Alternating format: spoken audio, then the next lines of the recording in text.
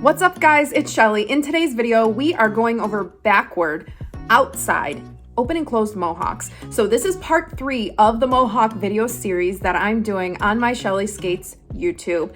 If you're new to my channel, welcome. I go over everything skating, so make sure you hit subscribe, click that notification bell. You're not going to want to miss any of my future videos. In next week's video, we are going to be going over the very last and final video of this series, which is going to be the backward, inside, open and closed Mohawks. You don't want to miss it. So without any further ado, let's go ahead, let's jump right in.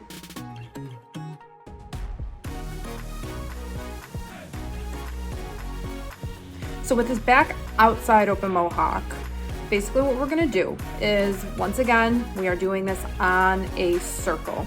So your entry edge and your exit edge are all going to be on that outside edge, but the only difference is where your foot is stepping when you actually do the change for the Mohawk itself.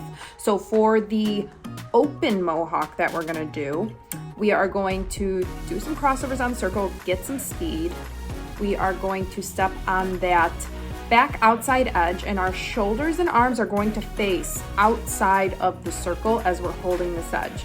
You could either have your free leg extended out, or you could have it toe to heel. Whichever way you want, it does not matter. You could do either or. Bring your free leg to the heel or instep of your skate, open those toes and knees up, and you are going to flip or turn your shoulders and your hips forward to step onto that free leg, onto your forward outside edge. When you're doing this Mohawk, it's very important that you do let your shoulders and your hips rotate forward so you can step forward on that edge. When you bring your feet together, make sure toes and knees are opened up so that way you can step effortlessly onto that forward edge. Keep in mind, your arms are always going to be facing outside of the circle when you are doing this backward, outside, open Mohawk. And another thing to note, when you step forward onto that outside edge, the free leg is going to be up in a stroke position, extended out, or if you need to, you can put it toe to heel if that makes it easier for you to hold that edge. But you can put a little pizzazz on it, get some nice free leg extension, and it'll look really, really pretty, especially with the more speed you have.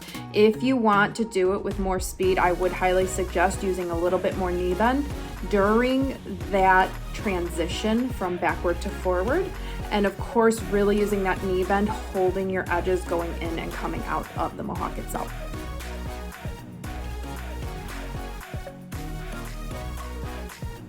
Now, when it comes down to the back outside closed Mohawk, this is where the foot placement's going to be a bit different. The arms and the shoulders are all going to face outside of that circle that you're skating on. You are still going to have your back outside edge and your forward outside edge, but when you step, you're going to be stepping behind or into the circle with your free leg to step forward. So here we are, we're going to get some speed, get onto the circle. We're gonna hold that back outside edge. If you notice, when I hold this back outside edge, I am going toe to heel with my free leg. My arms are facing outside of the circle and my palms are pressing down. You want to press down your palms because that's going to give you some tension in the arms to help you control your core and your upper body. Keep that in mind for all of your Mohawks as well when you're doing this, not just for this one in particular, but you're going to feel it a lot more with this one. Once we get that toe to heel, arms are facing out, we're going to really bend our knees. And when we step forward, we're going to let the shoulders and the hips rotate forward, or flip as I like to call it, flip forward so we can step onto that free leg. Now, when I step onto that free leg, the back leg that was on the back outside edge is going to slide forward. So you're holding your forward outside edge with that free leg in front. So this is where you're gonna really feel that nice checked position. And also this is similar to what a chalk top feels like. So this is really good chalk top practice if that is something that you want to work on. This is a great feeling for that. The only difference is the edges are a bit different. So when you're holding that exit, you are going to feel the shoulders and the hips pinch against each other, similar to those other closed Mohawks that we were talking about in our last videos. There you have it. There is our back outside open and closed Mohawks. I hope you enjoyed it, and I hope you got some knowledge and information out of this video. Just keep in mind when you're doing these Mohawks, you need to be facing outside of the circle. Shoulders and hips and arms are always facing outside of the circle during the transition of the Mohawk. Also, use some knee bend. Really work on that knee bend if you're having trouble getting that step. That'll help give you a little bit more mobility doing the actual transition from backwards to forwards. And also, as always, stretch. Go on the boards. Try doing this Mohawk standstill on the boards. Really work the feeling and the mechanics of the Mohawk while not gliding. That's gonna really help you get the feeling of the Mohawk itself and really break everything down slowly so you can understand how this Mohawk works and how the mechanics are. So I hope that helped you guys.